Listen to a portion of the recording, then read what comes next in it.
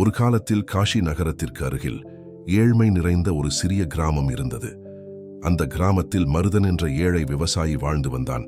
அவனிடம் செல்வமும் இல்லை, பலமும் இல்லை. ஆனால் அவனிடம் ஒன்று மட்டும் இருந்தது, அசைக்க முடியாத சிவபக்தி. ஒவ்வொரு நாளும் விடியற்காலையில் எழுந்து அருகிலிருந்த பழைய சிவலிங்கத்திற்கு தண்ணீர் ஊற்றி ஓம் நம சிவாய் என்று மனமாற பிரார்த்தனை செய்வான். ஒரு வருடம் கடும் வறட்சி ஏற்பட்டது. மழை பெய்யவில்லை, பயிர்கள் அழிந்தன. கிராம மக்கள் பசியால் தவித்தனர். பலர் கடவுளை கேள்வி கேட்க ஆரம்பித்தனர். ஆனால் மருதன் மட்டும் ஒருபோதும் சிவனை குறை சொல்லவில்லை. ஒரு நாள் அவனிடம் கடைசி தண்ணீர் குடுவை மட்டுமே இருந்தது. அந்த தண்ணீரையும் அவன் சிவலிங்கத்திற்கு அபிஷேகம் செய்தான். அப்போது திடீரென ஒரு வயதான சந்நியாசி அங்கு வந்தார். மகனே, எனக்கு கொஞ்சம் தண்ணீர் தருவாயா என்று கேட்டார். மருதன் தயங்கவில்லை.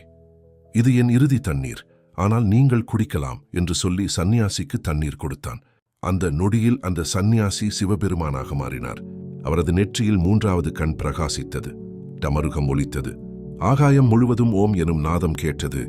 சிவபெருமான் புன்னகையுடன் சொன்னார், உன் பக்தி உண்மையானது, தியாகம் நிறைந்தது.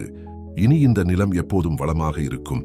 அந்த நிமிடமே மழை பெய்தது. வறண்ட நிலம் பசுமையானது. மருதன் மட்டுமல்ல, முழு கிராமமும் செழித்தது.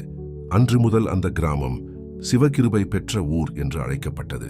உண்மையான பக்தி செல்வத்தை கேட்காது, அது கருணையையும் தியாகத்தையும் மட்டும் அறியும். சிவன் எப்போதும் உண்மையான உள்ளத்தையே தேடுகிறார்.